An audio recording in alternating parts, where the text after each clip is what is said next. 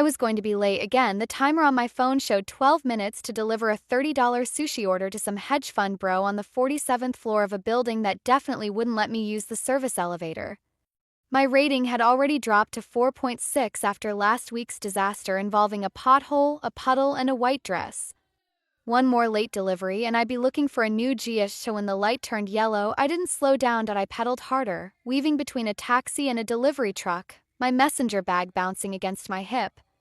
The intersection was clear, mostly clear, and I was going to make it until the black SUV pulled out of nowhere. I swerved. The SUV stopped, and the mountain of a man stepping out of the passenger side didn't see me coming until I was already airborne. We collided with a sound that was half crash, half grunt. My bike went one direction. The sushi went another.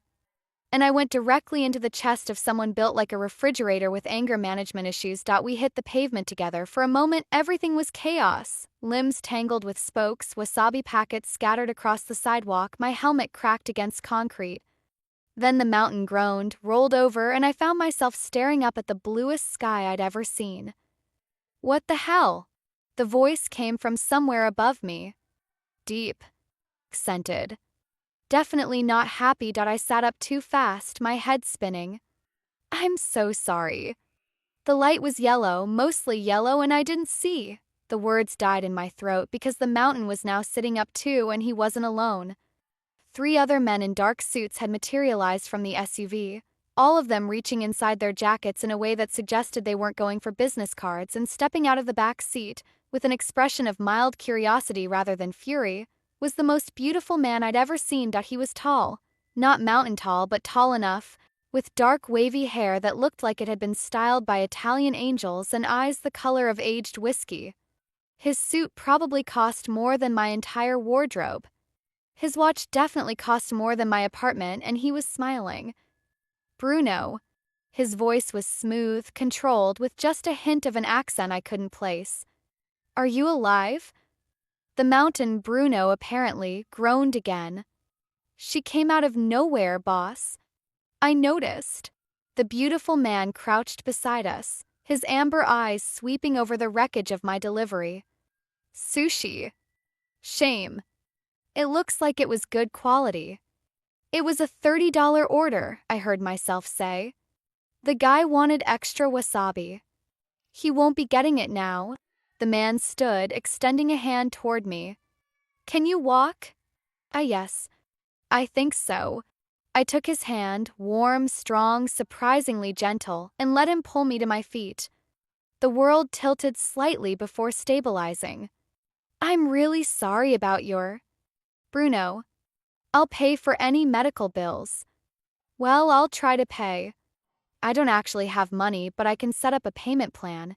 You hit my head of security with a bicycle and your first concern is payment plans?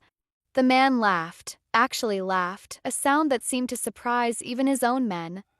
I can't remember the last time someone amused me this much. I'm glad my near-death experience is entertaining. Not yours. Bruno's. He glanced at the mountain, who was now being helped up by 2 of the suits. He's supposed to protect me from threats. Instead, he was taken down by a girl on a bicycle. That's going to be a story for years. I'm not a girl. I'm 25. My apologies. A woman on a bicycle. His eyes held mine with an intensity that made my skin prickle. What's your name, woman on a bicycle? Zoe. Zoe Chen.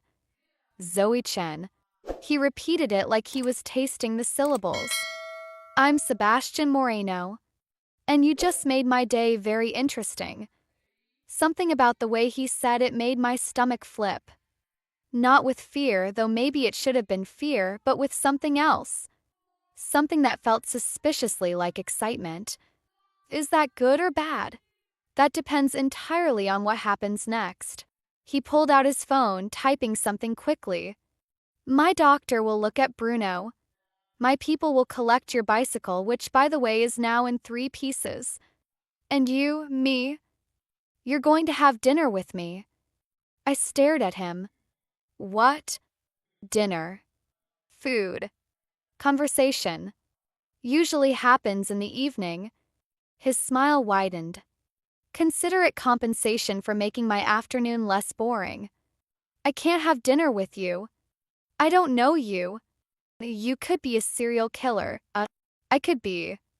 But serial killers rarely announce their intentions in broad daylight surrounded by witnesses. He gestured at the crowd that had gathered, tourists with phones, office workers pretending not to stare. Besides, you owe me. I owe you? Your car wasn't even scratched. But my bodyguard's pride is deeply wounded. That's worth at least one meal. He stepped closer and I caught his scent, something expensive and masculine that made my brain short-circuit. 7 o'clock. I'll send a car. You don't know where I live. I will in about 3 minutes. He nodded toward one of his men who was already photographing my destroyed bike, and I realized the ID badge still clipped to my messenger bag. The perks of being me. That's incredibly creepy. That's incredibly efficient. There's a difference. He turned back toward his SUV, pausing at the door.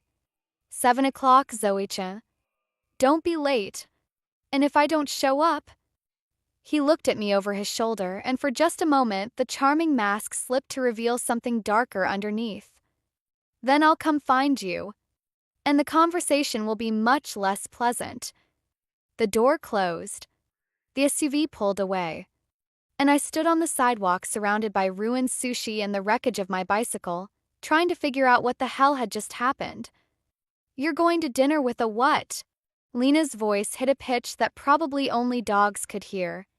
She stood in the middle of our tiny kitchen, still wearing her scrubs from her hospital shift, staring at me like I'd announced I was joining a cult. I don't know what he is, I said, trying to sound calmer than I felt. He could be a businessman. Tech bro. A mafia boss.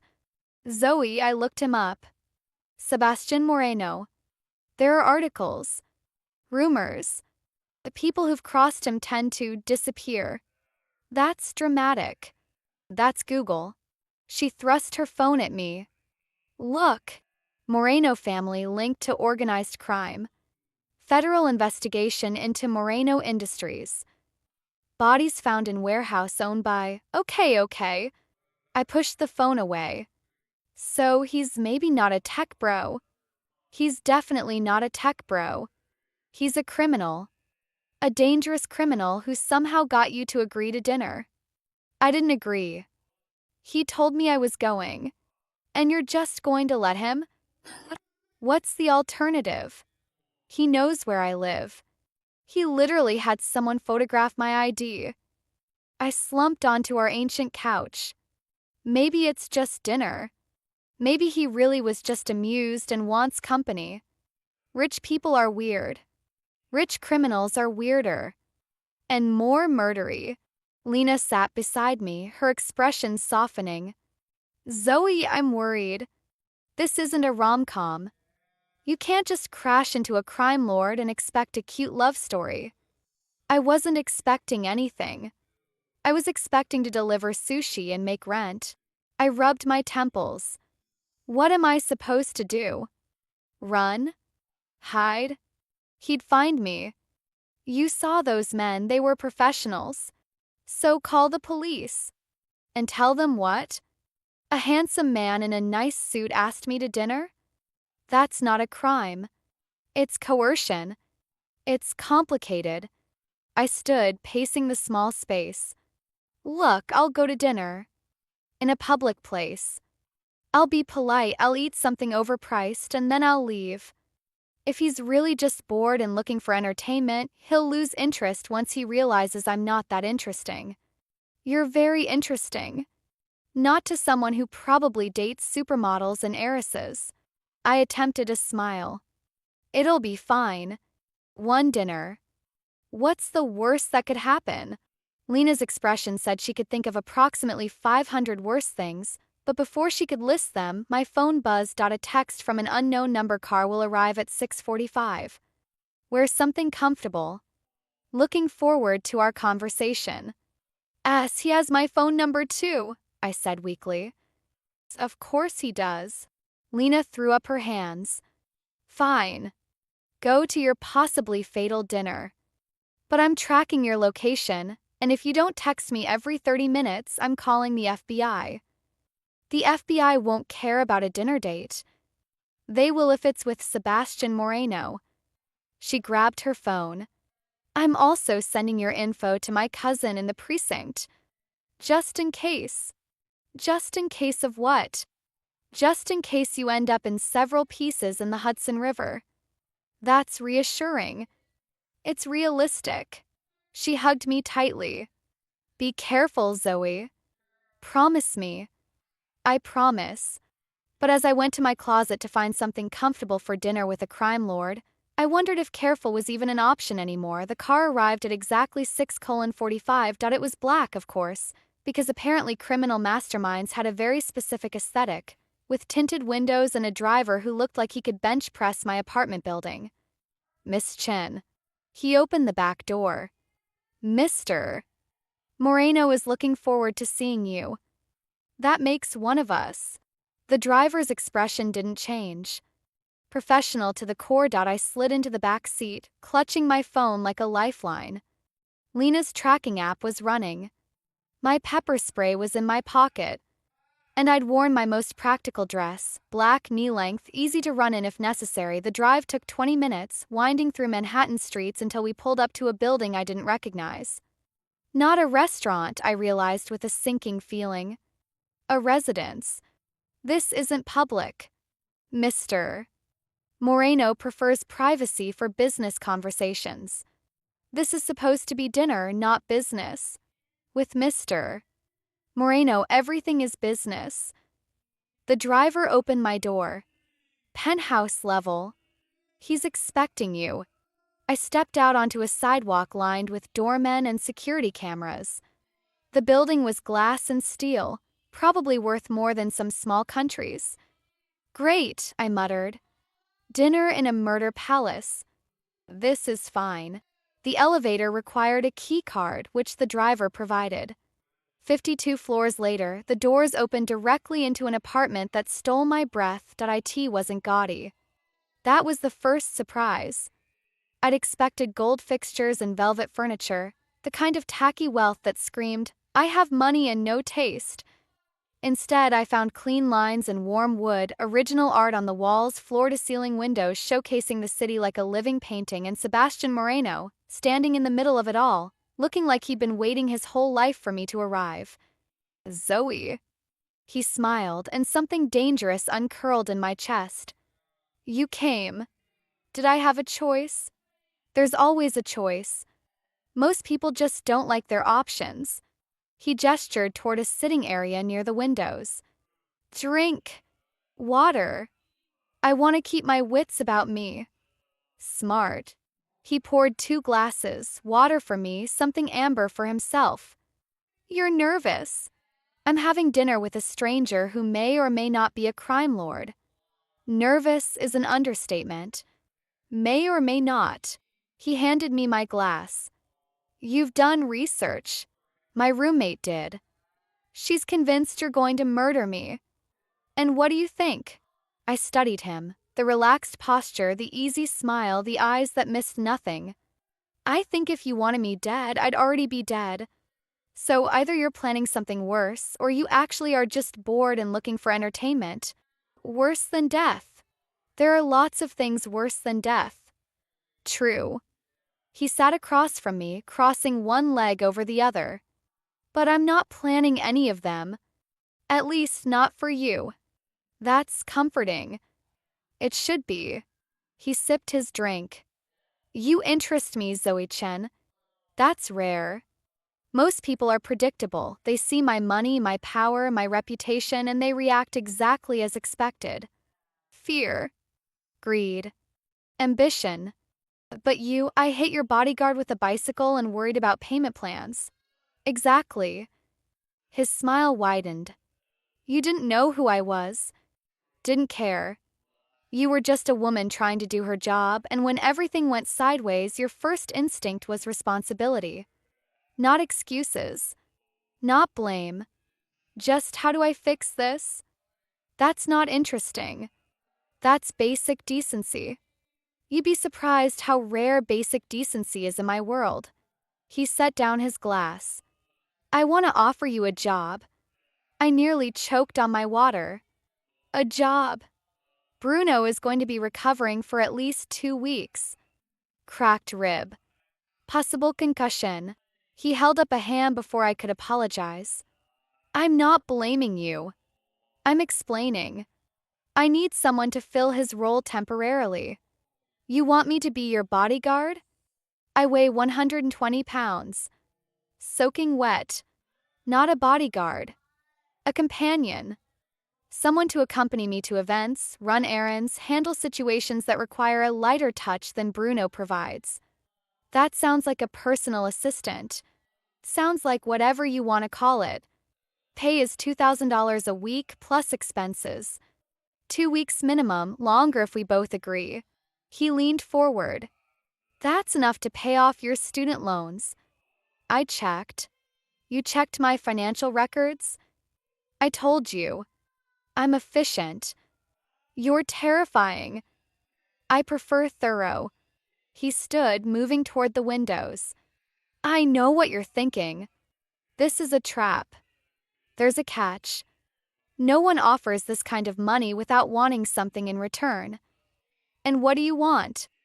He turned to face me, and for the first time, the charm faded to reveal something raw underneath.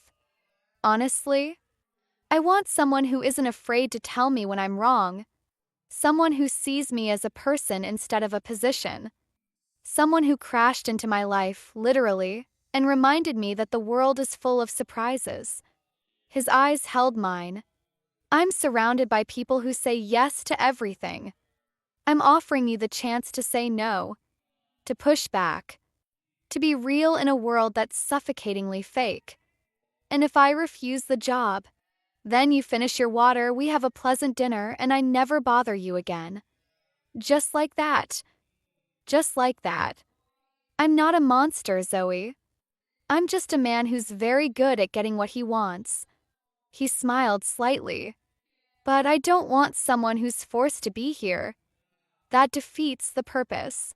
I sat in his penthouse, surrounded by wealth I couldn't comprehend, being offered a job by a man who was almost certainly a criminal. Every logical part of my brain screamed to refuse, to run, to go back to my tiny apartment and my failing delivery career and the safe, small life I'd built. But another part, the part that had dropped out of school and dreamed of galleries and refused to give up even when everything fell apart, that part whispered something different. When was the last time anything interesting happened to you?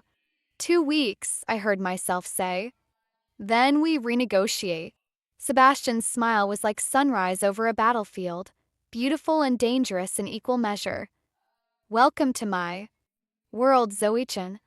My first day as a crime lord's companion started at 6 a.m. with a text coffee meeting. Be ready in 30. Cars downstairs. Sai stared at my phone, still half asleep, trying to process. 30 minutes. To shower, dress, and mentally prepare for whatever coffee meeting meant in Sebastian Marino's world. 29 minutes later, I was in the back of the black SUV, wearing the most professional outfit I owned, black pants, white blouse, sensible flats, and clutching a to-go cup of bodega coffee like a security blanket. Sebastian was already inside, looking like he'd been awake for hours. His suit was charcoal gray today, perfectly tailored, with a burgundy tie that brought out the amber in his eyes. You're punctual, he observed. I appreciate that. You gave me 30 minutes notice, and you made it with 1 minute to spare. He smiled. Most people would have complained, made excuses, asked for more time. Most people aren't being paid $2,000 a week to show up. Fair point. He gestured to a bag on the seat beside me. I took the liberty of providing breakfast. You seem like a woman who appreciates pastries. I opened the bag to find an assortment of croissants from a bakery I recognized, one of those places that charged $8 for a single pastry and had a line around the block. You bought me fancy croissants? I bought you fuel. Today is going to be long. What exactly are we doing? Meeting with potential business partners. I have 3 scheduled before noon. He pulled out his phone, scrolling through something. Your job is to observe. Take mental notes. Tell me afterward what you noticed. I'm not a spy. You're not. You're a fresh perspective. He looked up at me. I've been doing this for 10 years. I know every trick, every tell, every lie before it leaves their mouths.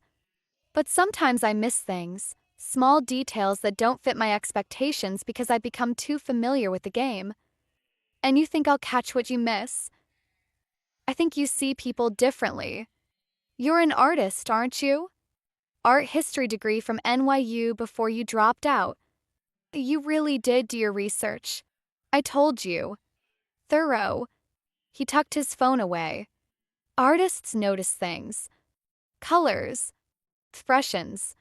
The way light falls on a face. I'm betting that translates to reading people too. That's a lot of faith to put in someone you met yesterday. I'm an excellent judge of character. His smile sharpened. Besides, if I'm wrong, I'm only out 2 weeks' salary. If I'm right, I gain a valuable asset. Asset. That's a romantic way to describe an employee. I never claimed to be romantic. Car pulled up to a glass-fronted building in Midtown, one of those corporate towers that screamed money and power. Sebastian stepped out first, buttoning his jacket with practiced ease. Remember, he said as I joined him on the sidewalk. Observe. Say nothing unless directly addressed. And try not to hit anyone with a bicycle. That was one time. It was memorable. He offered his arm. Shall we? I took it, trying to ignore the warmth that spread through me at the contact. This was a job. Just a job. Nothing more. The first meeting was with a tech CEO who smiled too much. Sebastian introduced me simply as my associate without further explanation. The CEO, Marcus something, I forgot his last name immediately, barely glanced at me. I was furniture. Background noise. Exactly what Sebastian wanted. They discussed server farms and data security and profit margins, none of which I understood. But I watched. And I noticed Marcus touched his ear when he talked about projected earnings. His smile widened when he mentioned competitors but didn't reach his eyes. And every few minutes, his gaze would flick to the door like he was expecting or dreading an interruption. Thoughts? Sebastian asked as we rode to the next meeting. He's lying about the earnings. Or at least exaggerating. And he's nervous about someone who might show up unexpectedly. Sebastian's eyebrows rose. What makes you say that? The ear thing. My brother does that when he's bullshitting our mom. And the door checking was consistent. Every 3 to 4 minutes. That's not casual, that's a pattern. Interesting. He pulled out his phone, typing something. Marcus has been trying to sell me on his company for months. I suspected the financials were inflated, but I couldn't prove it. So I helped. You gave me confirmation.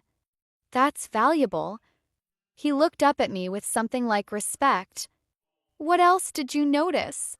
His watch was expensive but wrong for his suit. And his cufflinks had initials that weren't his. And I'm not MJ. Marcus Jensen. You're right. Sebastian's eyes gleamed.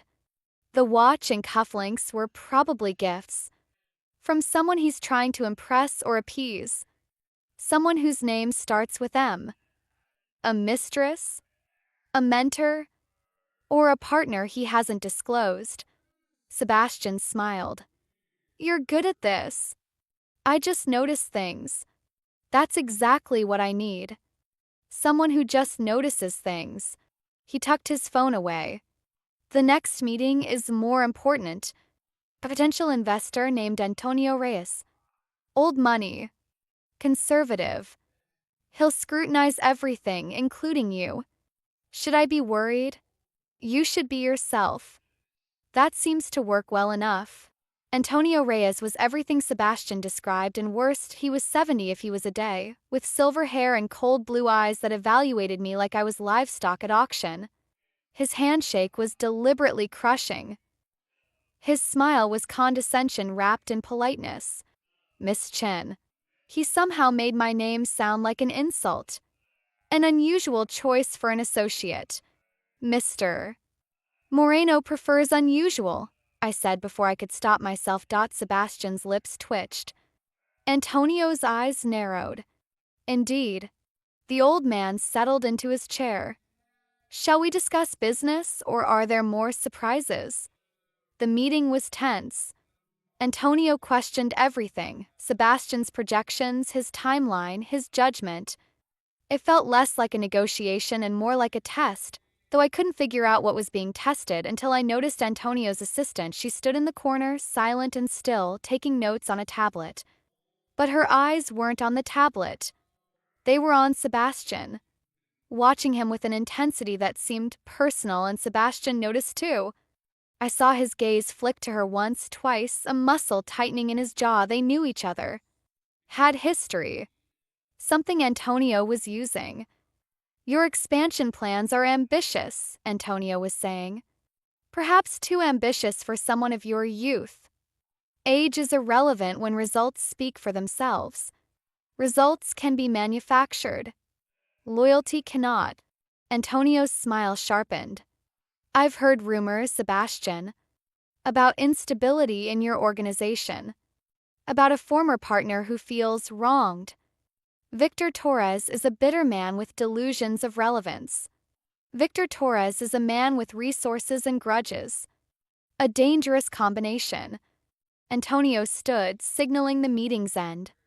I'll consider your proposal, but I'd encourage you to settle your internal affairs before seeking external investment. Sebastian's expression didn't change, but I felt the tension radiating from him. Thank you for your time, Antonio. Always a pleasure. The old man's gaze slid to me. And Miss Chen, do take care. Sebastian's associates have a tendency to disappear. We were silent until we reached the car. Who's Victor Torres? I asked once the doors closed. Someone who used to be my friend. Sebastian's voice was flat. Now he's a problem. And the assistant? The one who couldn't stop staring at you. He turned to look at me, surprise flickering across his face. You noticed that? What? She was supposed to be taking notes. Instead, she was cataloging every move you made. I paused. Ex-girlfriend? Ex-fiancé. The word came out heavy.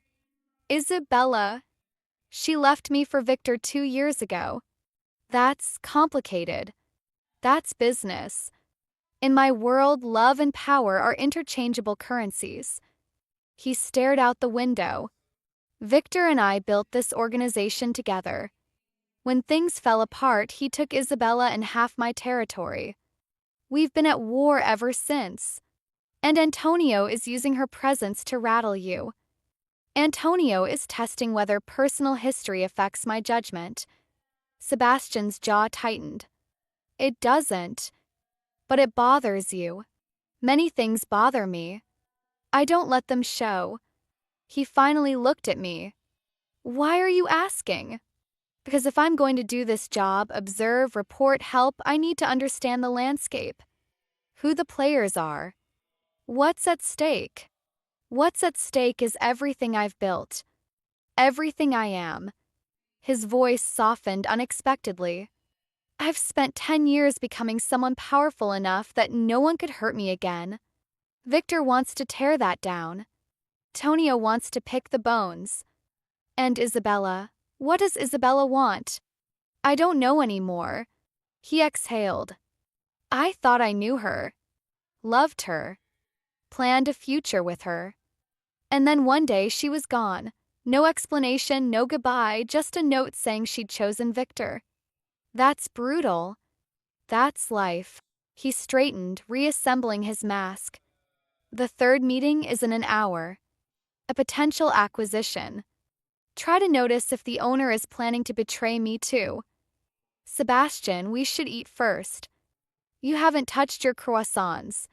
The subject was closed, but I filed away what he'd told me, adding it to the picture forming in my mind. Sebastian Moreno wasn't just a crime lord.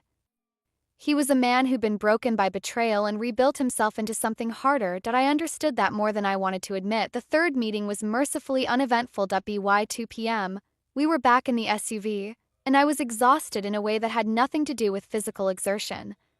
"You did well today," Sebastian said. "Better than I expected." "Thanks. I think it's a compliment. Take it." He loosened his tie, the first casual gesture I'd seen from him all day. "Tomorrow will be different. A charity gala. Less talking, more watching. Will Antonio be there?" "Probably. Along with half the people in this city who want something from me." He glanced at me. "You'll need a dress. I'll have something sent over. I can buy my own dress. Can you buy a $10,000 dress?" "A 10,000? Why would anyone spend that much on fabric?" "Because at these events, appearance is currency. The wrong dress sends the wrong message." He almost smiled. "Consider it a work expense." "This is insane." "This is Tuesday." He leaned back in his seat. "Get some rest tonight. The gala starts at 8, but preparation begins much earlier." Preparation? Hair. Makeup. The transformation from bicycle courier to society companion. His eyes swept over me. "Though honestly, you need less transformation than most." Was that another compliment? It was an observation. But his smile suggested otherwise. The car dropped me at my apartment building, and I climbed the stairs in a daze. Lena was waiting inside, practically vibrating with anxiety. "You're alive. I texted you every 30 minutes. Texts can be faked. You could have been kidnapped, murdered, sold into trafficking." I attended business meetings and ate fancy croissants. I collapsed onto the couch. "It was actually interesting." "Interesting." Lena sat beside me. "You spent the day with a crime lord and your takeaway is interesting?" "He's not what I expected." I stared at the ceiling. "He's smart, observant, wounded in ways he tries to hide. And he's fighting a war with his former partner who stole his fiancée." That sounds like a soap opera. Sounds like my life now. For 2 weeks, at least. I turned to look at her. "There's a gala tomorrow. I need a dress. Apparently a $10,000 dress." $10,000? He's sending one over. Of course he is. Lena shook her head. "Zoe, be careful. Men like Sebastian Moreno don't do things without reasons. If he's investing this much in you, clothes, salary, attention, he wants something. He said he wants a fresh perspective. And you believed him?" "I believe he's telling part of the truth." I sat up. "Look, I know this is crazy. I know I should probably run. But for the first time in years, I feel like my life is going somewhere. Even if that somewhere is dangerous." Dangerous is an understatement. Maybe. But at least it's not boring. Lena sighed. "If you end up dead, I'm going to be so mad at you. If I end up dead, you can have my vintage record collection." That's not funny. It's a little funny. She threw a pillow at me, and for a moment everything felt normal, but as I lay in bed that night, I couldn't stop thinking about Sebastian's face when he talked about Isabella. Pain he tried to hide. The walls he built so high that I knew something about walls, and I was starting to wonder what would happen when mine met his. The dress arrived at noon. It came in a black garment bag with a designer logo I didn't recognize but suspected cost more than my monthly rent just to print. Inside was a gown of deep emerald silk that caught the light like liquid gemstones. "Holy shit," Lena breathed, watching me lift it from the bag. "That's not a dress. That's a work of art. It's terrifying is what it is." I held it against my body, watching the fabric flow like water. What if I spill something? Trip? Breathe wrong? Then you'll owe Sebastian Moreno a very expensive dry cleaning bill. She circled me, examining the dress from every angle. "It's perfect for you, though." The color, the cut, it's like it was made specifically for your body. Probably was. He seems like the type to have people measured without their knowledge. That's creepy. That's Sebastian. A knock at the door interrupted us. I opened it to find a woman with a sleek bob and an expression of professional neutrality. Miss Chen? I'm Valentina. Mr. Moreno sent me to assist with your preparation. Preparation? Hair, makeup, accessories. She stepped inside without waiting for an invitation, carrying 3 large cases. We have approximately 5 hours. That should be sufficient. Lena and I exchanged looks. Sufficient for what?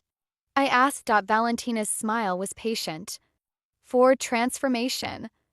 5 hours later, I didn't recognize myself. The woman in the mirror had my face, mostly, but everything else was different. My short black hair had been styled into something architectural and elegant, with tiny crystal pins catching the light. My makeup was subtle but strategic, enhancing cheekbones I didn't know I had and making my eyes look almost luminous, and the dress. God, the dress.it fit like a second skin, hugging curves and creating others, the emerald silk making my skin glow. A slit up one side revealed just enough leg to be interesting without being inappropriate. The neckline plunged in a way that was daring but somehow tasteful. You look beautiful, Lena said softly.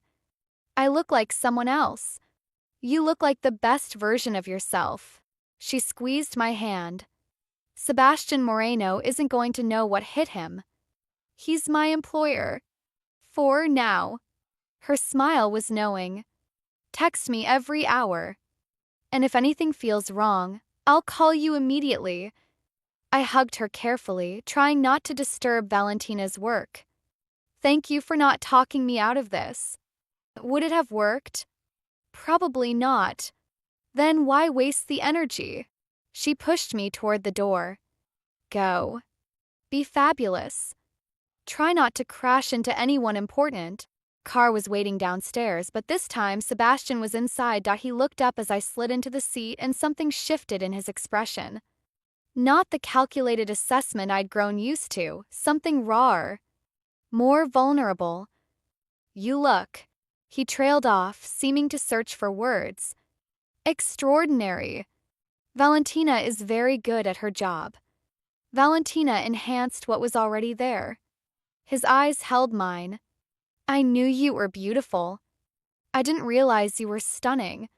Heat crept up my neck. That's very employer of you to say. Perhaps. But it's also true.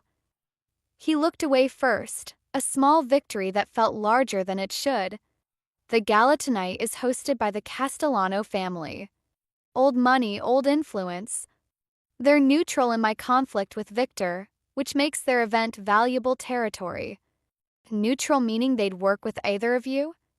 Neutral meaning they're waiting to see who wins before choosing sides. He adjusted his cufflinks. Your job tonight is the same as yesterday. Observe. Notice. But there's an additional complication. Victor will be there. Victor and Isabella both. His jaw tightened. I need you to watch them. Tell me who they speak to, how long, what expressions they make. Any detail could be significant. You want me to spy on your ex-fiancé? I want you to gather intelligence on my enemy. Isabella is part of that now. His voice was carefully flat. Can you do it? Yes. I paused. But Sebastian, if this is going to affect you seeing them together, it won't. Are you sure? Because yesterday, just talking about her, I said it won't. His eyes met mine, and I saw the walls slam into place. Whatever I felt for Isabella died the day she chose Victor. Tonight is business. Nothing more. I didn't believe him. But I also knew pushing wouldn't help. Okay. Business it is. The rest of the drive was silent. The Castellano estate was obscene, not just wealthy, obscene. The kind of mansion that belonged in period dramas, with marble columns and crystal chandeliers and gardens that probably employed more people than my entire apartment building. Luxury cars lined the circular drive. The women in gowns that cost more than my yearly salary drifted past like exotic birds, and I was about to walk in on Sebastian Moreno's arm. "Ready?" he asked as the car stopped. "No." "Good. Honesty is refreshing." He offered his hand. "Stay close. Smile. Remember that everyone here is either an ally to cultivate or an enemy to neutralize." That's a grim way to view a party. That's an accurate way to view my life. He helped me from the car. "Let's make this interesting." We entered together, and I felt the weight of 100 gazes landing on us at once. Whispers rippled through the crowd like wind through wheat. "They're staring," I murmured. "They always stare. Tonight they're staring more because of you. Because I'm new. Because you're unexpected. I don't bring companions to these events. The fact that you're here suggests significance." His hand found the small of my back, warm and possessive. "Let them wonder." We moved through the crowd, and Sebastian introduced me to a parade of faces I struggled to keep straight. Politicians and businessmen. Socialites and power brokers. Each one evaluated me with varying degrees of interest or dismissal. I smiled. I observed. I filed away every nervous tick and meaningful glance, and then I saw them. Victor Torres was handsome in a way that felt practiced. Dark hair perfectly styled, suit impeccable, smile too white and too wide. He moved through the crowd with the confidence of a man who believed himself untouchable, and on his arm was Isabella. She was beautiful. Of course she was. Long dark hair cascading over bare shoulders. A dress of blood-red silk that clung to a figure most women would kill for. Features that belonged on magazine covers, but her eyes, when they found Sebastian, weren't triumphant or mocking, they were sad. "Don't stare," Sebastian said quietly. "I'm observing. That's my job." "You're staring at her like you're trying to solve a puzzle." "Maybe I am." I tore my gaze away. "She doesn't look happy." Isabella's happiness is no longer my concern. But it was once. That doesn't just disappear. His hand tightened on my back. "We should circulate. Antonio is here. I saw him near the bar." "Sebastian, later." His voice was firm. "Whatever you're thinking, whatever you've noticed, save it for later. Right now, I need to be someone who doesn't care." So I let him lead me away, playing the role of the attentive companion while my mind raced with questions. Why had Isabella looked sad? Why had her gaze lingered on Sebastian with something that looked almost like longing? And if she'd chosen Victor, why didn't she look like someone who'd gotten what she wanted? Something wasn't right. The confrontation came 2 hours later. We were near the terrace, engaged in a mind-numbing conversation with a shipping magnate, when Victor Torres appeared at Sebastian's shoulder. "Sebastian." His voice was oil and venom. "It's been too long." Sebastian turned slowly, his expression revealing nothing. "Victor." "I'd say it's good to see you, but we both know I'd be lying."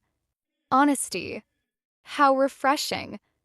Victor's gaze slid to me, evaluating. "And who is this lovely creature?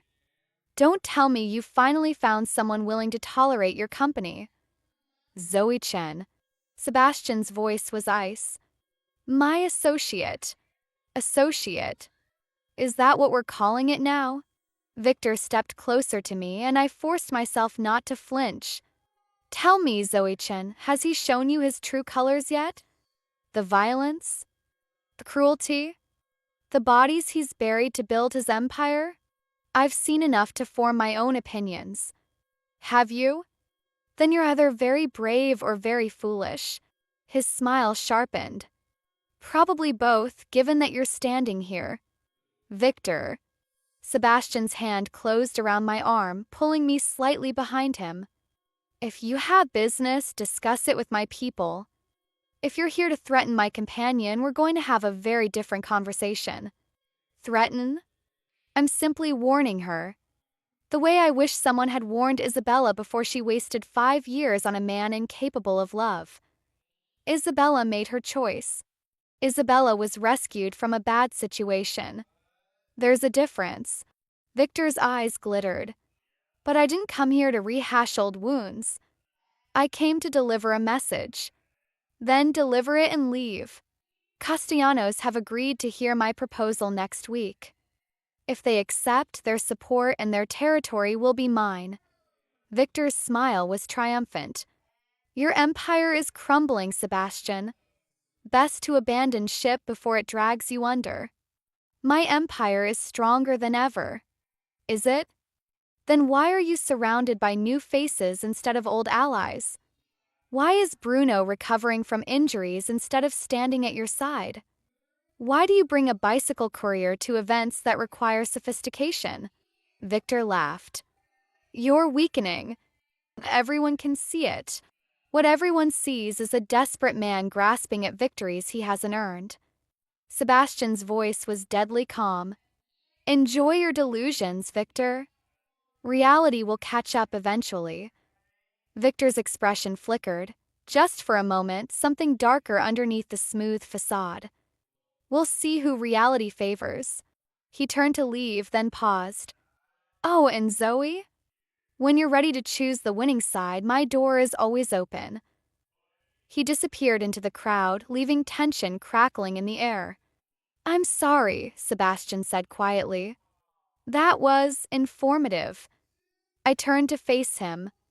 He's scared. What? Victor. He's scared. I kept my voice low. All that posturing, the threats, the triumph about the Castellanos, it's overcompensation. Something's wrong with his position and he's trying to hide it. Sebastian studied me. What makes you say that? His hands. He was gripping his glass so tight his knuckles were white. And his eyes kept moving, checking exits, scanning for threats. That's not the behavior of someone who's winning. You noticed all that during a 2-minute conversation? Observing is my job, remember? I managed a small smile. Whatever he's planning with the Castellanos, it's a Hail Mary, not a victory lap. Sebastian was quiet for a long moment. You continue to surprise me, Zoe Chen. Is that good or bad? It's...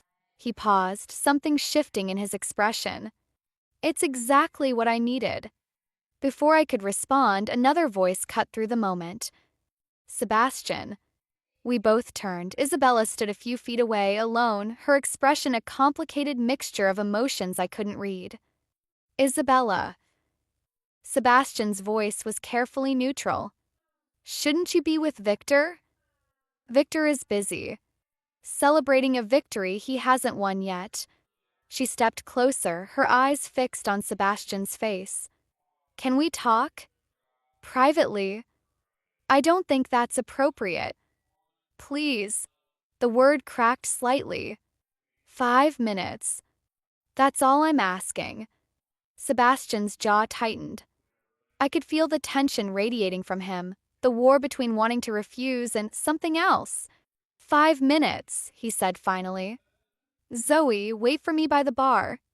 Sebastian, please. His eyes met mine, and I saw something there I hadn't expected. Trust. I'll be fine.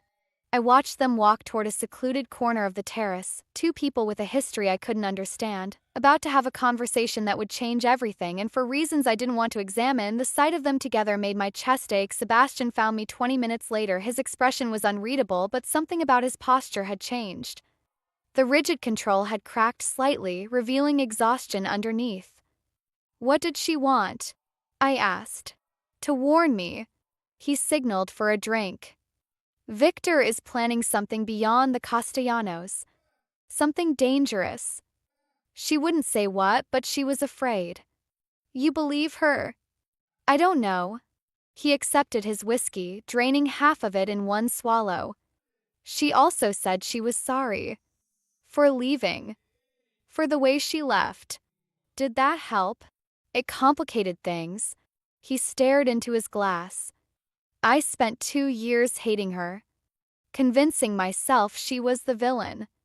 And now you're not sure. Now I'm not sure of anything. He looked at me. Can we leave? I've had enough performance for one night. Of course. We left the gala together, and the car ride home was silent, but when we reached my building, Sebastian stopped me before I could open the door. "Thank you," he said quietly. "For tonight. For observing. For being someone I could trust in a room full of people I couldn't.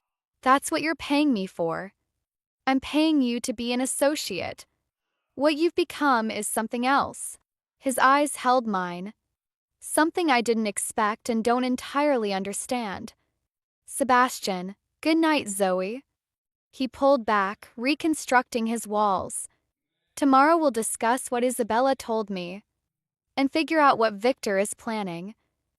He was gone before I could respond, but as I climbed the stairs to my apartment, I couldn't shake the feeling that tonight had changed something between us, something that had nothing to do with business. The next 3 days were chaos. Sebastian threw himself into damage control. Meetings at all hours, phone calls in languages I didn't speak, a constant parade of advisors and lieutenants through his penthouse. I stayed close, observing and reporting, becoming an invisible fixture in his war room. "Castellanos are wavering," Enzo reported on day 2. Bruno was still recovering, so Enzo had stepped into his role. "Victor's offer includes territory we can't match. Then we offer something else." Sebastian paced the length of his study. "What do they want that Victor can't give?" "Legitimacy. Their youngest daughter is engaged to a senator's son. They want to transition into legal business, leave the old world behind. Then we help them do that. Set up a meeting with their lawyers. Tell them I can provide clean investment opportunities, real estate, tech startups, things that won't attract federal attention." I watched him work, marveling at how quickly his mind moved. Every problem had a solution. Every obstacle had a path around it. He was exhausting and brilliant in equal measure. "You should sleep," I said during a rare quiet moment. "I'll sleep when this is over. You'll collapse before this is over if you keep going like this." I set a cup of coffee on his desk. "When was the last time you ate something that wasn't delivered in a bag?" He looked up at me, surprise flickering across his face. "I don't remember." That's what I thought. I pulled out my phone. "I'm ordering real food, and you're going to eat it. That's not a request. You're giving me orders now. Someone has to. You've been running on caffeine and spite for 3 days." I met his eyes without flinching. "I know Victor is a threat. I know the Castellanos are important. But you won't win anything if you work yourself into a hospital bed." For a moment, I thought he'd argue. Instead, he laughed, a tired sound but genuine. "You're the only person in this organization who talks to me like that. Maybe that's why you hired me. Maybe it is." He leaned back in his chair. "Order whatever you want. I'll eat it. Promise. Promise." I ordered Thai food from a place I knew was good, and when it arrived, I made Sebastian sit at the table instead of his desk. We ate together in something approaching comfortable silence. "Tell me about your art history degree," he said suddenly. "What? You mentioned you dropped out of NYU. Art history." He twirled noodles around his fork. "Why that subject?" "Because art is the only honest thing humans create." The words came out before I could filter them. Politics lies. Business lies. Even relationships lie.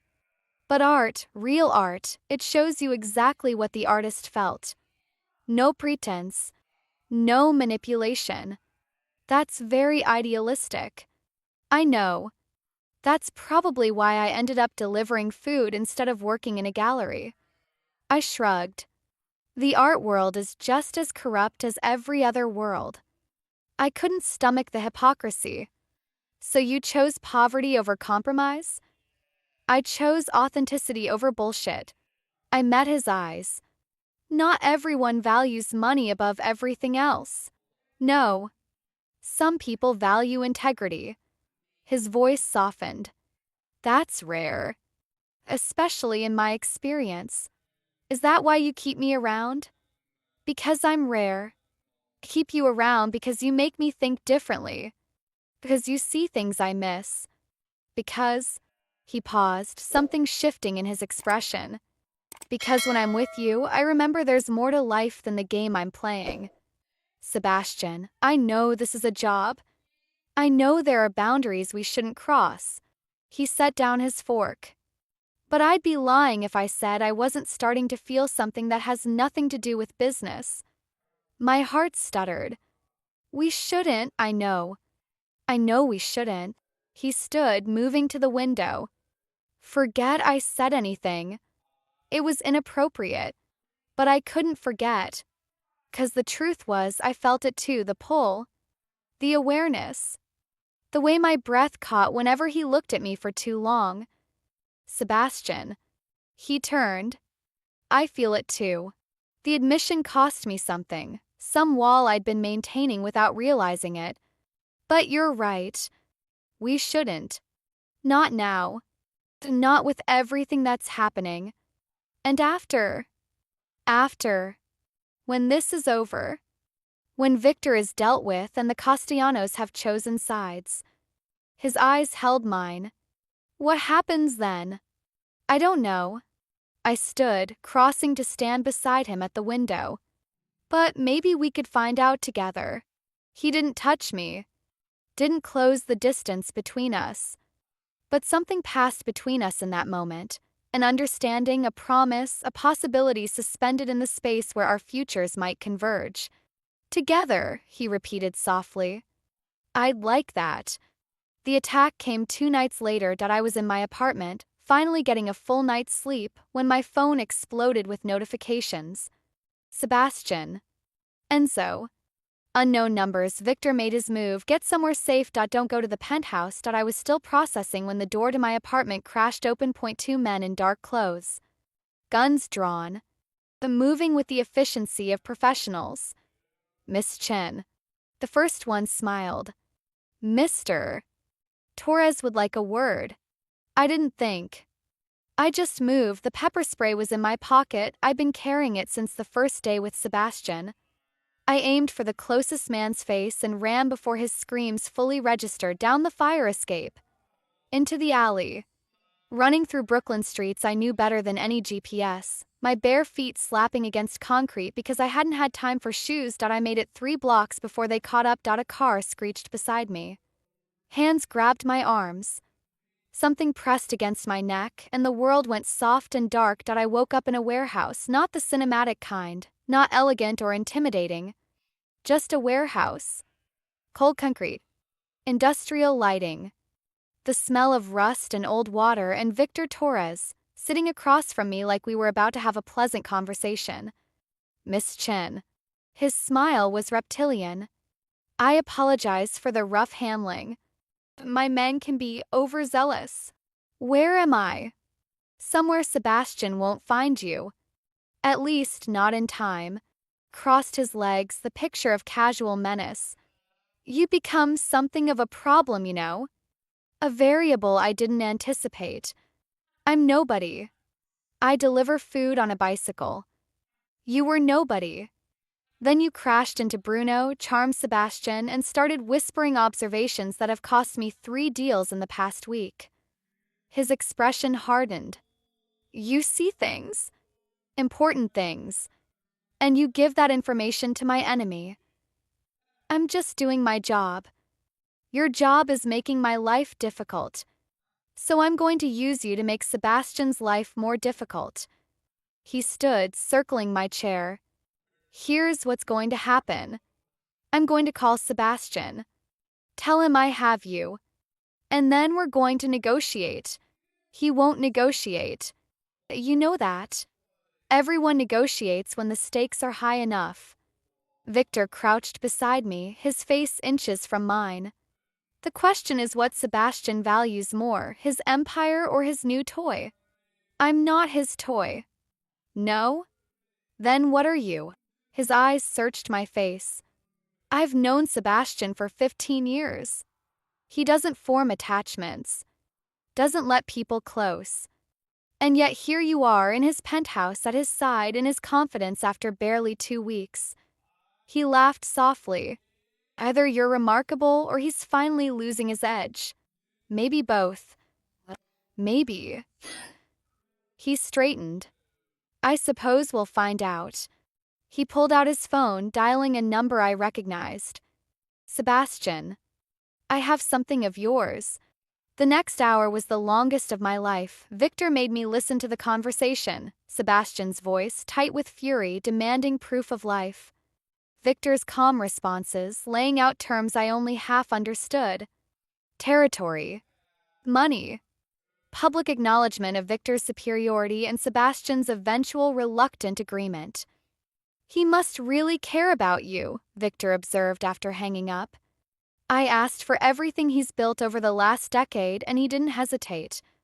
He's buying time, obviously. But he still agreed. That tells me something. Victor studied me with new interest. What is it about you, Zoicha? What makes you worth an empire? Nothing. I'm not worth anything. Sebastian disagrees. And Sebastian is very good at knowing value. He smiled. Maybe I should keep you. See what all the fuss is about. Touch me and I'll bite off whatever you put near my mouth. Victor laughed, a genuine sound that was somehow worse than his threats. I see why he likes you. Fire. Ferret. Most people in your position would be begging by now. Most people in my position haven't spent 2 weeks watching Sebastian Moreno navigate impossible situations. I met his eyes without flinching. He'll come for me. And when he does, you're going to regret ever hearing my name. Brave words for a captive. True words. There's a difference. Something flickered in Victor's expression, doubt, maybe, or reassessment. Before he could respond, one of his men burst through a door. Sir, we have a problem. What kind of problem? Castellanos. They've made their decision. The man looked shaken. They chose Moreno. Victor's face went pale. That's impossible. We had an agreement. Apparently they received new information. Something about your business practices that made them uncomfortable. Victor spun to look at me. You. His voice was ice. What did you tell them? I didn't tell them anything. I've been a little busy being kidnapped. Then how? He stopped, realization dawning. Isabella. What? Isabella was at the gala. She talked to Sebastian privately. Victor's hands clenched into fists. She warned him. Gave him something to use against me. Your own girlfriend sabotaged you. She's not, he caught himself, composing his features. It doesn't matter. Castellanos are one family. I have others. Do you? Because from what I observed, your entire strategy hinged on that alliance. I smiled sweetly. Maybe you should have spent less time kidnapping couriers and more time securing your base. Victor moved toward me, violence in every line of his body. You think this is funny? You think? An explosion shook the building, the lights flickered. Dust rained from the ceiling. Victor's men scrambled for weapons as another explosion, closer this time, sent cracks spiderwebbing across the walls. What the hell? Victor started. The door blew inward. Sebastian stepped through the smoke like an avenging angel, flanked by men I recognized from his penthouse. His expression was carved from ice, his eyes burning with a fury I'd never seen. Victor. His voice was death itself. We need to talk. Victor raised his gun. Sebastian didn't flinch. You can shoot me.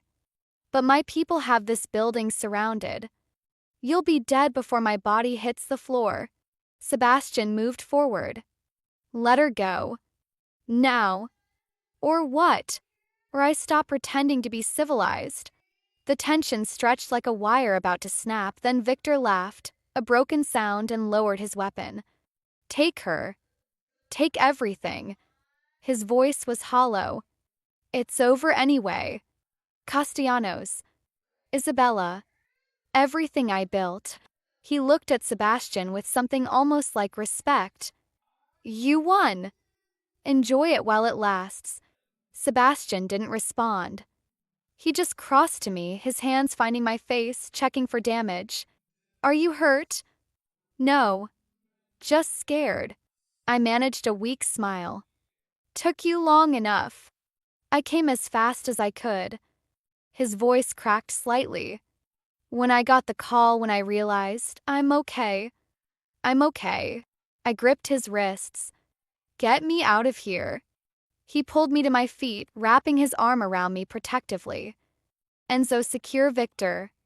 The authorities will want to speak with him about several outstanding matters. Sebastian's eyes never left mine. And someone get Zoe a blanket. She's freezing. We walked out of that warehouse together, leaving Victor's broken empire behind, and as the night air hit my face, I realized something. I'd fallen for Sebastian Moreno completely. Irreversibly. Against all reason, and from the way he held me, like I was the only thing that mattered, I was pretty sure he'd fallen too. Sebastian took me to his penthouse, not to my apartment, not to a hospital, not to any of the logical places a rescued kidnapping victim should go. His penthouse. His home. You should be with your roommate, he said as we rode the elevator up. With someone who can take care of you. Then why are we here? Because I can't let you out of my sight right now. His jaw was tight, his hands still trembling slightly. I know that's irrational. I know Victor is in custody. I know you're safe. But, Sebastian. I reached for his hand, threading my fingers through his. I want to be here. He looked at me, something raw and vulnerable in his expression. You almost died because of me. I almost died because of Victor. There's a difference. If I hadn't hired you, if I hadn't dragged you into my world, then I'd still be delivering sushi for tips that barely cover my subway fare. I squeezed his hand. I chose this. I chose to stay. And if I had to choose again, knowing everything, I'd make the same decision. Why? 'Cause for the first time in years, I feel alive. Because you see me, really see me, in a way no one else ever has. I stepped closer. Because when Victor had me, the only thing that kept me from falling apart was knowing you'd come. I would have burned the city down to find you. I know. I smiled slightly. That's terrifying and romantic in equal measure. The elevator doors opened, and Sebastian led me into his apartment. It looked different at night, softer somehow. Less like a fortress and more like a home. You need rest, he said. The guest room is... I don't want the guest room. He froze. Zoe, I almost died tonight. I spent hours in a warehouse, not knowing if I'd ever see morning again. I moved toward him, closing the distance he kept trying to create. I don't want to be alone. I don't want to be careful. I want to feel alive. You're in shock. You're not thinking clearly. I'm thinking more clearly than I have in years. I reached up, touching his face. Tell me you don't want this.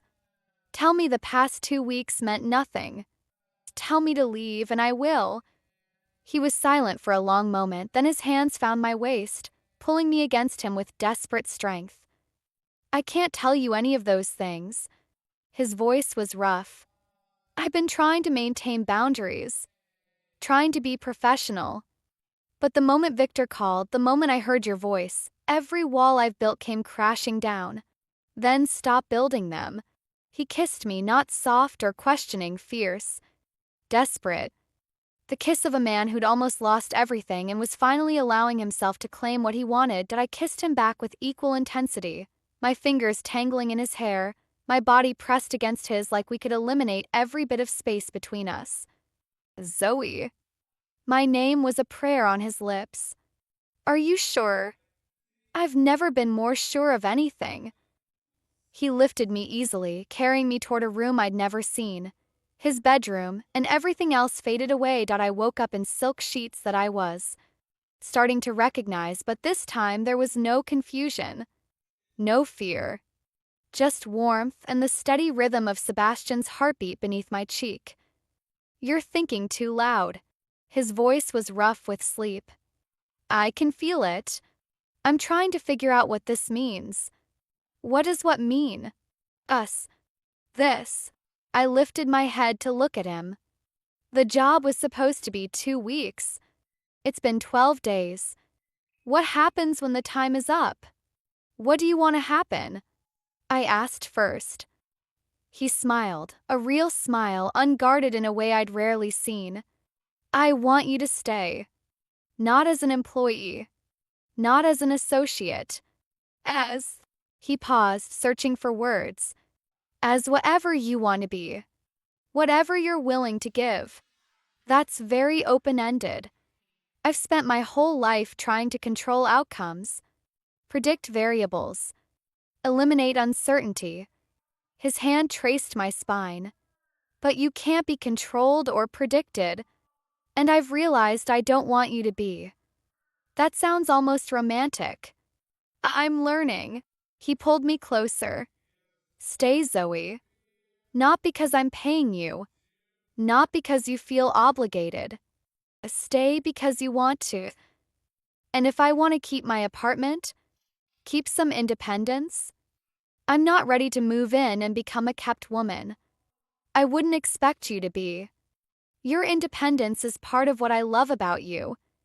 I froze. Love. He met my eyes without flinching. Too soon? I don't know. Maybe. I paused. Say it again. I love you. The words came easier the second time. I love your stubbornness and your fire. I love that you crashed into my life and refused to be intimidated. I love that you see the world differently than anyone I've ever known. Sebastian, you don't have to say it back. I know this is fast. I know, I love you too. He stilled. What? I love you. Against every bit of logic and self-preservation I possess. I smiled. I fell for a crime lord who ordered me to dinner the day we met. My therapist is going to have a field day with this. You have a therapist? I should probably get one. Kissed him softly. I love you, Sebastian Moreno. Even if this is insane. Even if it terrifies me. I love you.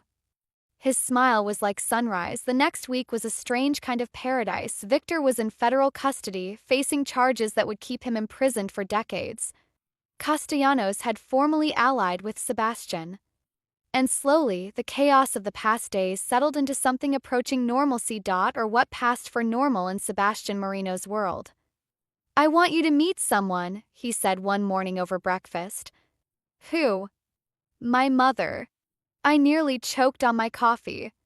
Your mother? Rosa Moreno. She lives in Queens. Retired. Thinks I'm an import-export. He smiled slightly. She's been asking about you. How does she know about me? Enzo mentioned something. And then the news covered Victor's arrest, and there were photos of us leaving the building together. He shrugged. She has questions. What kind of questions? The kind a mother asks when her son is photographed with a beautiful woman he's never mentioned. His hand found mine.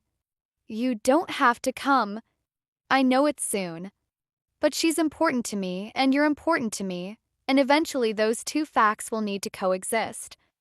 I thought about it. The meeting his mother. Becoming part of his life in a way that was more than crisis management and midnight rescues. Okay. Okay, I'll meet your mother. I squeezed his hand. But if she hates me, I'm blaming you. She won't hate you. She's going to love you. How can you be sure? 'Cause I love you. And my mother has always trusted my judgment. He grinned. Well, about most things. She still thinks my investment in cryptocurrency was foolish. It probably was. Definitely was. But that's not the point. Rosa Moreno was nothing like I expected. I'd imagined someone formidable, a matriarch with a steely gaze who'd built her son into the man he became.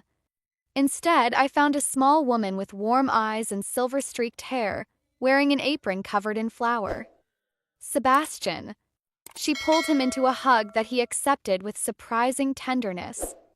You never visit. You call once a week like clockwork, but you never visit. I'm here now, Mama.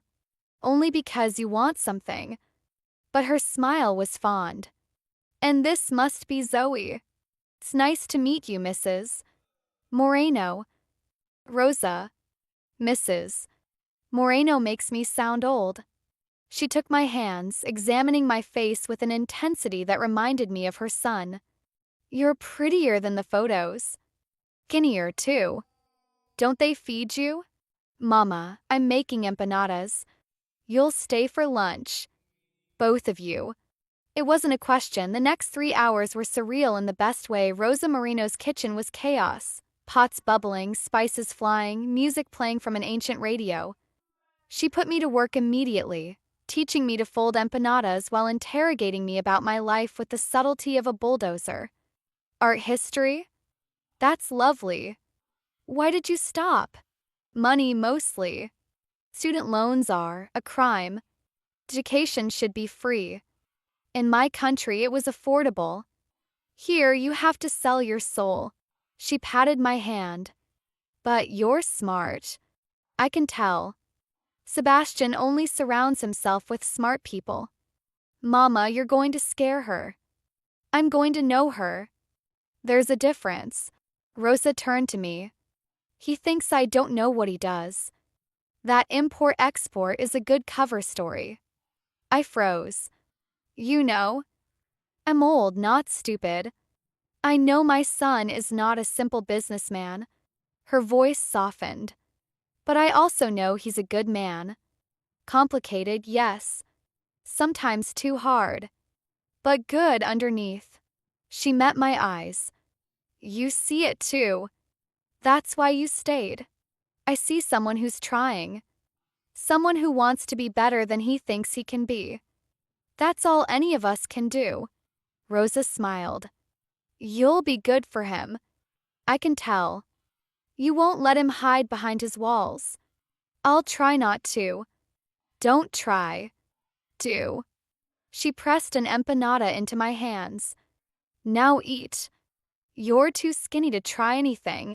Sebastian caught my eye across the kitchen. His expression a mixture of embarrassment and something deeper, gratitude maybe that I was here.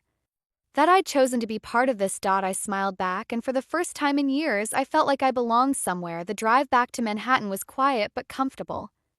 She likes you, Sebastian said. She told me I was too skinny and my hair needed conditioning. That's how she shows affection. He took my hand. Thank you for coming. I know it was a lot. It was perfect. I turned to look at him. I understand you better now. Seeing where you came from. Who raised you? My mother raised me to be better than the world I grew up in. Sometimes I succeed. Sometimes I don't. You're succeeding now. Because of you. He lifted my hand to his lips. You make me want to be the man she believes I am. That's a lot of pressure to put on a bicycle courier. Former bicycle courier. He smiled. Now you're something else entirely. What am I? Mine. The word was soft but certain. If you want to be. I already was. I leaned across the seat to kiss him. From the moment you stepped out of that car and told me I made your day interesting. You did. You still do. Every single day. We rode the rest of the way in comfortable silence, hands intertwined, futures tangled together in ways neither of us could have predicted, and somewhere in the back of my mind I started to believe that this impossible thing might actually work. 3 months later, I stood in the middle of an empty warehouse in Soho, trying to see what Sebastian saw. It's perfect, he said, gesturing at the exposed brick walls and soaring ceilings. Natural light from those windows. Enough space for installations. A location that screams serious art. It's also probably worth more than my entire family has earned in 3 generations. It's an investment. He moved to stand behind me, his hands finding my shoulders. In your future. In something that matters. Sebastian, I can't accept this. You're not accepting it. You're using it. He turned me to face him. I'm not giving you a gallery. I'm funding a business. One that you'll run, that will bear your name, that will succeed or fail based on your vision. What if it fails? Then we learn from it and try again. That's what business is. His eyes held mine. You spent years dreaming about this, about creating a space where real art could be seen and celebrated. I'm just giving you the opportunity to make it happen. It feels like charity. It feels like love. Cupped my face. I have more money than I could spend in 10 lifetimes. Let me use some of it to make you happy. I looked around the space again, the potential, the possibility, everything I'd wanted since I was 19 years old and believed the world could be changed through beauty. I want full creative control. Obviously. And I want to pay you back. Eventually. When the gallery is profitable. That makes you feel better, fine. We'll call it a loan. A loan with very favorable terms. The most favorable terms in history. He smiled. Is that a yes? I took a deep breath. This was terrifying. This was everything I dreamed of being handed to me on a silver platter by a man who'd crashed into my life 3 months ago, but it was also right. I could feel it in my bones. Yes, I said. That's a yes. Sebastian's smile was brighter than all the natural light in the warehouse. The gallery opened 6 months later. I called it Collision, a name that made Sebastian laugh every time he heard it. Because I crashed into your life, he asked. 'Cause the best art happens when unexpected things collide. Ideas, emotions, people. I adjusted a painting on the wall. And yes, because I crashed into your life. Or Bruno specifically. He's never going to live that down. He brought it up at the Christmas party. I think he's made peace with it. The opening night was everything I dreamed and more. Artists I'd admired for years. Critics who'd actually showed up. Collectors who looked at the work with genuine interest instead of calculating investment potential, and Sebastian standing in the corner, watching me with an expression of profound pride. You did this, he said when I found a moment to join him. All of it. Curation. The vision. The relationships. I just wrote a check. Don't diminish your contribution. I'm not. I'm acknowledging that the money was the easy part. Making this real, making it matter, that was all you. I looked around at the gallery I'd built, the art I'd chosen, at the people who'd come to see something beautiful on a random Tuesday night in Manhattan. I never thought I'd have this, I admitted. When I dropped out of NYU, I convinced myself it was temporary, that I'd find my way back eventually. But years passed and eventually became never, and I made peace with being someone who almost did something. And now I'm someone who actually did something. I smiled. Thanks to a car accident and a crime lord with questionable hiring practices. Former crime lord. Mostly former. Entirely former. His voice was firm. The last of the problematic operations were closed last month. Everything is legitimate now. Boring, even. You're never boring. Tell that to my accountants. They're thrilled by how tedious my finances have become. I laughed, leaning into him. Thank you for believing in this. In me. I've believed in you since you demanded a payment plan for Bruno's injuries. He pressed a kiss to my forehead. That never changed. It never will. Isabella came to the gallery 2 weeks after opening. I recognized her immediately. You don't forget a woman that beautiful, especially when she's tied to some of the most complicated moments of your life. But she looked different than I remembered. Softer. Less polished in a way that seemed intentional. Miss Chen. She approached hesitantly. I hope I'm not intruding. It's a public gallery. Everyone's welcome. Even former enemies? Were we enemies? I studied her. I'm not sure we were ever anything, really. You were part of Sebastian's past. I was trying to become part of his present, and you succeeded. There was no bitterness in her voice. He's different now. I see it in the papers, the parties, the way he carries himself. He's lighter. He's working on it. Because of you. She smiled slightly. I wanted to hate you, you know. When I first heard about you. Some random girl who crashed into his life and made him feel things I never could. I don't think that's true. It is. She moved closer to one of the paintings. I love Sebastian. Really loved him. But I also loved what he represented, the power, the danger, the excitement. When Victor offered something similar without the emotional complications, I took it. And now Victor is in prison. My family's reputation is destroyed. And I'm starting over in a city where everyone knows my worst mistakes. She laughed softly. Karma is very thorough. What are you doing now? Working, actually. For a nonprofit that helps domestic violence survivors. She glanced at me. Victor wasn't physically abusive, but he was controlling in ways I didn't recognize until I was out. Now I help other women recognize the signs. That's not what I expected.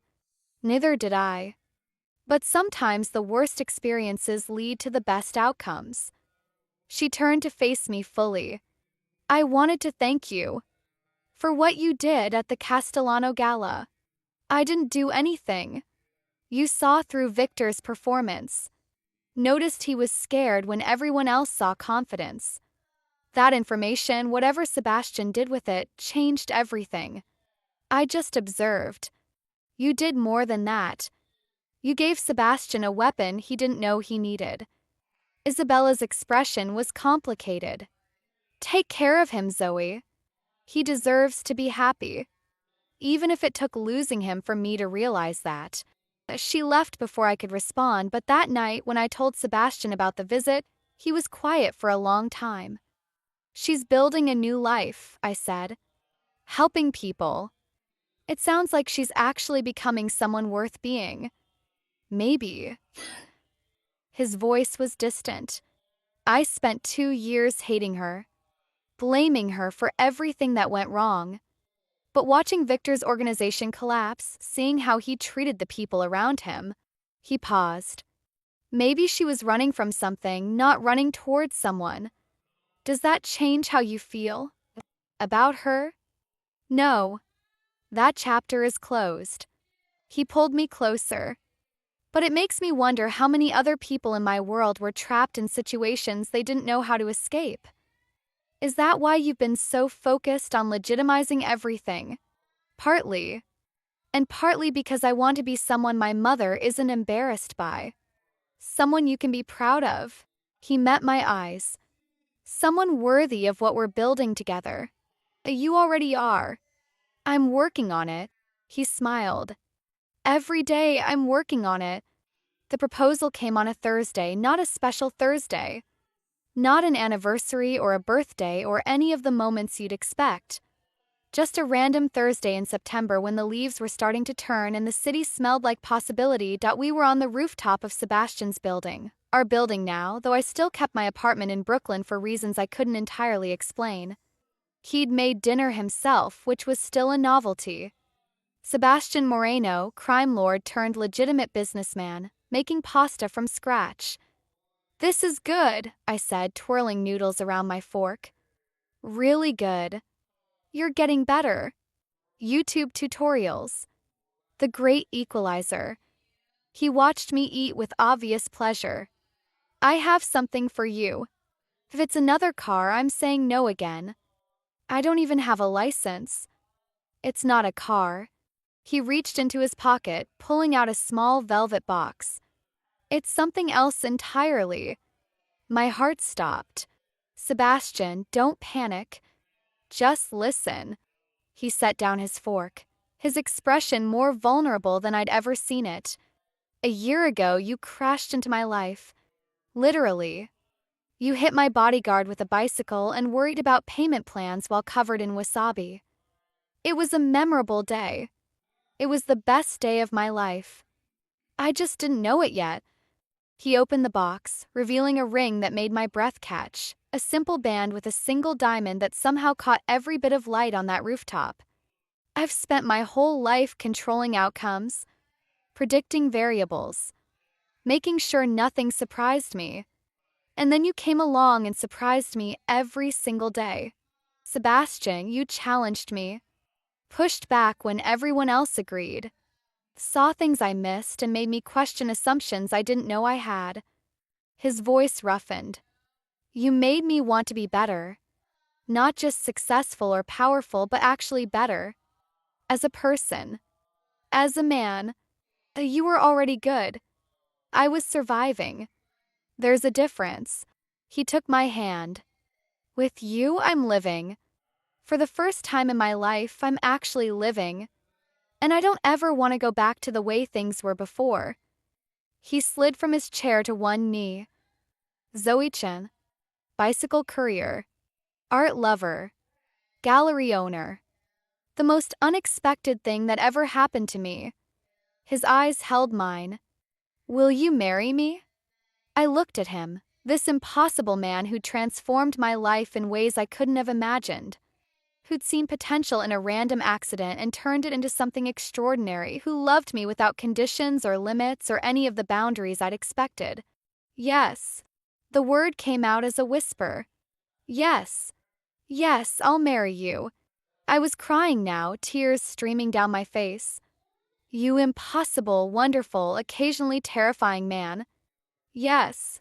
He slid the ring onto my finger and it fit perfectly. Course it did.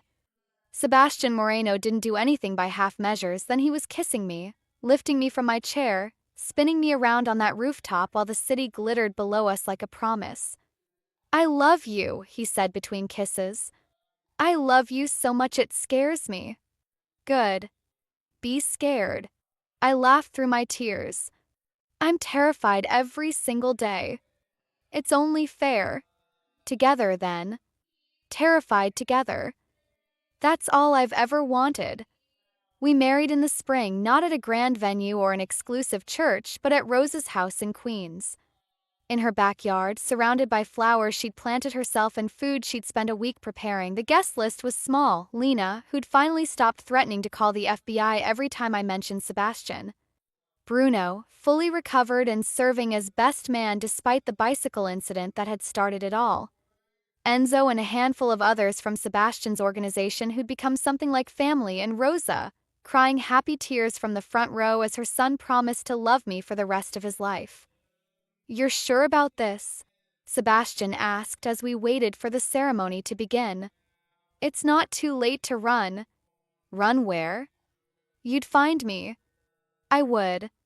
But I'd let you go if you wanted. His expression was serious. I want you to choose this. Every day. Not because you're trapped, but because you want to be here. I do want to be here. I took his hands. I've wanted to be here since the day you told me I made your day interesting. I just didn't know it yet. And now I know. I smiled. Now I choose you. Today and every day after. The ceremony was simple. Traditional vows spoken with voices that trembled despite our best efforts. When the officiant pronounced us married, Sebastian kissed me like we were the only two people in the world, and in that moment we were 2 years later. I stood in my gallery, watching a new exhibition come together. The artists were young, students I'd discovered through a program I'd started with Isabella's nonprofit. Kids who'd never had access to the art world, given a chance to show their work to people who could change their lives. Mama says dinner is at 7. Sebastian appeared beside me, our daughter balanced on his hip. Luna was 18 months old, with her father's amber eyes and my stubborn chin. She's making empanadas. She's always making empanadas. It's her love language. Kissed my cheek. The exhibition looks amazing. You should be proud. I am. I looked around at everything we'd built. The gallery, the programs, the life that had grown from such an unlikely beginning. I still can't believe this is real sometimes. Real and getting more chaotic by the day. Luna chose that moment to grab a fistful of his hair. Case in point, she has your personality. She has your aim. Yesterday, she threw applesauce directly into Bruno's face. That's my girl. Sebastian laughed, and the sound still did things to my heart even after all this time. Some feelings didn't fade. Some just grew stronger. I have a meeting at 5, he said. The foundation board wants to discuss next year's scholarships. Apparently, we have more applications than ever. Because you're actually making a difference. We're making a difference. None of this happens without you. Flatterer. Truth-teller. He kissed Luna's forehead, then mine. I'll see you at dinner. Try not to acquire any more artists while I'm gone. No promises. He left, and I watched him go. This man who'd transformed from crime lord to philanthropist, from guarded survivor to devoted father. Who'd crashed into my life as surely as I'd crashed into his, and somehow turned the collision into something beautiful. Then my phone buzzed. A text from Lena. Still can't believe you married a mafia boss. Former mafia boss. Details. Dinner next week. Always. I tucked my phone away and returned to the exhibition. One of the young artists, a girl from the Bronx who painted like her life depended on it, was arranging her pieces with nervous energy. Is it okay? She asked when she saw me watching. I can move them if it's perfect. I smiled. You're going to be amazing. You really think so? I know so. I thought about my own journey, about dreams deferred and second chances and the unexpected roads that led to exactly where you needed to be. Sometimes the best things happen when you least expect them. You just have to be ready when they do. She nodded, returning to her work, and I let myself feel something I'd almost forgotten was possible. Hope, pure, uncomplicated hope for her. For this city. For all the collisions waiting to happen, the accidents that would become opportunities, the strangers who would become family, the ordinary moments that would become extraordinary stories. My story had started with a bicycle, a bodyguard, and the worst timing imaginable. The tea had become the best thing that ever happened to me, and as I stood in my gallery, surrounded by art and possibility and a future I'd never dared to imagine, I finally understood something Sebastian had told me on that very first day. Sometimes the most interesting things happen when you're not looking for them. You just have to be brave enough to let them. Thank you so much for joining me for this story. If you enjoyed, she crashed her bike into his bodyguard. Please don't forget to hit that like button and subscribe to the channel for more thrilling stories. Your comments mean the world to me. Let me know what you thought and what kind of stories you'd like to see next. Until next time, keep reading and stay mysterious.